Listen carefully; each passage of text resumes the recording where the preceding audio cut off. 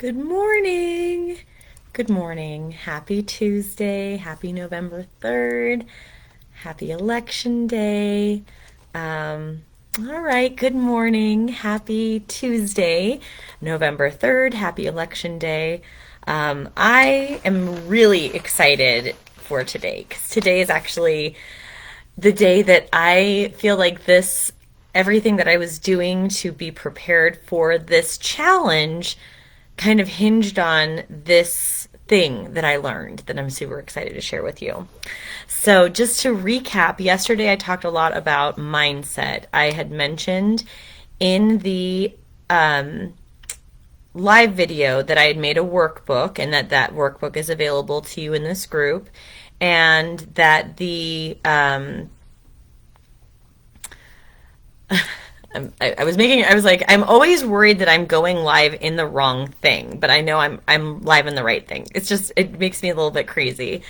But yesterday I talked about using the guide that I created or the workbook that I created to answer some of the questions that I had around why you really want to do this. Because I think a lot of what we take for granted is that how we feel about the activity that we want to start doing is going to impact whether or not we actually do the activity. So if we dread something because we just know it's going to be unpleasant, we really put that activity off. And most of the time, I don't know if you know that this is how procrastination works, but we put off doing something for long periods of time that when we get right down to it, it doesn't take that long. And I think that's one of the most frustrating things about procrastination is that typically when you come right down to it, you put something off for a long time because you dread it.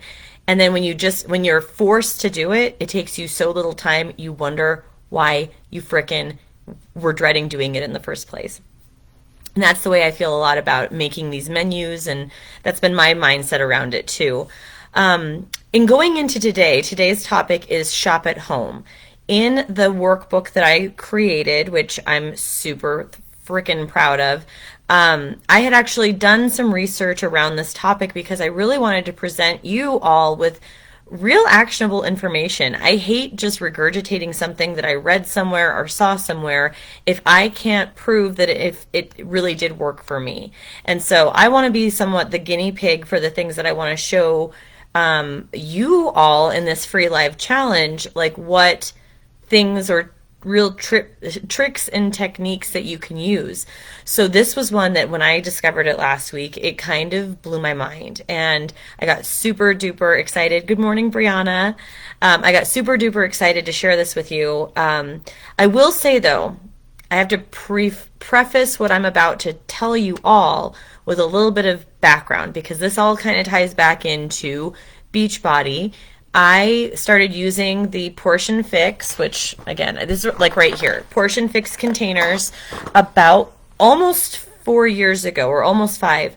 And that really made a lot of sense to me. It told me specifically based on which color of container, like which foods really should go into that. And from that list, that's actually where I've derived a lot of habits around what I buy at the store repeatedly. So I do want to tie a lot of that back in, that this was a foundational piece for me because it gave me like basically the foundation for what foods would I need to be having on hand that would be approved for being inside these containers. And let me tell you, I've seen what my mom's been doing, and I love my mom dearly. She's doing something that's a little bit different that involves her buying prepackaged foods, which I'm sure might work. I know that it's worked for her before, but I'm like, it just boggles my mind because we looked at the foods that she gets to eat, and like one of them was beets. She can't have beets. It's not approved on her list of things that she can have all the time, some of the time, or even occasionally. And we were at the salad bar at Pizza Ranch. I'm like, that's a bummer. This is approved for my meal plan. I'm kind of a turd. So a lot of what I have for this step was things that I've developed a habit with over time, is basically what I'm getting to. Some people might not be starting out from the same point that I am, which is okay. But this was just really foundational for me. And I think it'll still apply to a lot of folks that maybe don't feel like they do a lot in the kitchen that's very adventurous or involves using a lot of healthy foods. I know that was something Brianna brought up in her comment yesterday, and I love that comment. It was about the foods that she knows how to cook. And I think that that'll be something I want to talk about here over the next couple of days. But getting back to this day, because this won't take me very long. This won't be as long of a video as it was yesterday, because I've already done the work. So I'm a bit of a food hoarder. And what that means for me is that when I went and did this step of shopping at home, I found that I did have a lot of food. And that's where I wanted to preface I use Portion Fix. That's why I have a lot of things that are approved for that meal plan that I follow that then are just ingredients I have laying around. So this technique is to basically take an inventory of everything you already have. And this kind of blew my mind. Brianna, you and I will connect because I have several sets of these containers, so you and I can get together today if you want to. Brianna's my neighbor. She's like right next door. It's so funny. Okay, anyway, sorry, getting sidetracked. I was watching videos about how to make a meal plan because I'm like, well, I obviously I'm the blind leading the blind. If I don't know how to do this, how am I supposed to tell you all how to do this?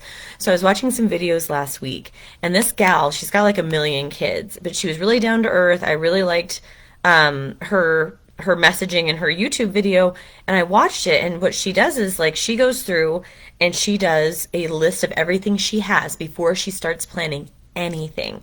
And this is where I feel like I've been getting it backwards. I've always been sitting down and saying, oh God, I gotta pluck 5 meals from the ether and decide what I'm going to be making for the week. And when I realized I don't necessarily have to do that, a lot of what I realize is that we eat a lot of the same things over and over again, but they're things that we like to eat. That's a lot of the ingredients I have on hand. So why would I go out of my way to go buy more ingredients for things that I know we like to eat if I already have some? Because I wasn't doing an inventory before I would make a plan or before I'd make a grocery list. So my food hoarding, really the bad part of it is that sometimes I would have multiple things or buy it multiple times when I didn't need it. Sometimes that was intentional. Sometimes I thought I would be making a meal that I didn't end up making because I didn't end up feel like making it the night that I had it assigned. So I had a bunch of ingredients like that were just kind of like I had a can of this or a little bit of that or a bag of dried this or pasta or something like that. So my pantry is really full of things, but it's just like I don't take that time to look at all of them and then kind of try to scoot them into piles of meals that I could make. Okay, so last week I just wanted to share with you. So the order in which you're supposed to do this, in which it was shown in this video, was to start with the fridge, because the fridge has the most perishable things in it. So you really want to start your list there. That's a lot of your produce is going to be in there. So like when you think about that graveyard that is your crisper, the graveyard becomes like that spot. I actually stopped using it for produce. I put cheese in my crisper because I don't forget I don't forget it's down there. So cheese in the crisper, that was my trick. But using like that list of what I have, because I always seem to buy peppers, don't always end up using them before they get like wrinkly and gross. So my whole thought process last week when I made this first list and sat down and timed myself doing it was, what do I need to use up first? I mean, a lot of shit goes to waste if you're not really using what you have and planning to use it before it goes bad. I'm just as bad about doing that as anything, but this little trick has really helped. So I wrote a list of everything in my fridge because that was the first step. Then I moved on to my freezer and wrote a list of everything in there. And then you move into your pantry and you do everything in there. And some things you might not list, but I did things like I have Dijon mustard, I have bouillon cubes, I have different kinds of vinegars, because I wanted those things to be at the forefront of my mind when I start looking at making my menu. So last week, it took about when I timed myself, it was 11 minutes and 30 seconds, and it was front and back. Okay, that's a legal sheet of paper. I made, like, the one that I made in that guide. It's really pretty, but it's probably not going to be enough room unless you use really small print to fill it out. So this is what I did, was just using yellow paper. So as much as it's beautiful, it might not be practical. But I found that I went through and I listed everything out. So get specific. What kinds of pasta do you have? Do you have multiple kinds? Write them out. So this is my pantry list, and I keep starting in the pantry. I'm not doing it correctly to what I would tell you to do, but I just like to do that because it's like pantry, then my fridge, then my freezer. That's the way I've been hitting it. So I started with the pantry. I moved on to my fridge. I have a freezer on my fridge, and then I have a deep freezer. So this took 11 minutes and 30 seconds to compile last week. The next step, what I'll talk about tomorrow, I don't want to dig too deeply into because I want to talk about it tomorrow. But I just wanted to share. So that was 11 minutes, 30 seconds. Today I did the same thing before I came and did this live, as I'm like, I want to do this beforehand because I didn't want to take you down and show you me doing it because it's pretty boring. But I wrote the list, and it was just front now because I managed to make, the columns for my pantry. I made a fridge column, what was left, and then the freezer, and then my deep freeze. I'm not even shitting you guys. The amount of stuff I have has meant that I haven't had to go to the store. I need to go now for milk, but I haven't had to go to the store in a week. Like, the only things that I've really needed this week have been like those consumables like milk that my kids are using because they're drinking a lot of milk these days. There's a lot of chocolate going on this weekend, so there's a lot more milk consumption. But that, to me, last week blew my mind. I could not believe that I sat down and had as many groceries here in my house that literally required me to do just a little bit of work to figure out. And then I was like, the grocery savings now, I'm like, whoa. If I do this first, I'm utilizing things that I'd already purchased, and then it's just, I hope that this blows your mind a little bit, because I have been doing it backwards for so long. I've been planning out what I'm going to make, making a grocery list from all of that, instead of looking at what I have and making a meal plan from that, and then deciding, okay, well, if I need to make this dish and I don't have a specific ingredient, that's what goes on my grocery list.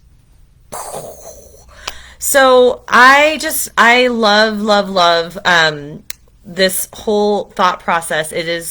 I feel like this was what I was the most excited about, because when things significantly impact your life, those are those things you get excited about. And I really had not even discovered this trick when I initially decided to do this challenge. I found this because I wanted to learn something in the process of wanting to change my mindset around meal planning. And what a freaking gift this has been, because now for tomorrow, I think I'm going to have Jimmy John's for dinner. So full disclosure, okay, Brittany, me too. Thank you.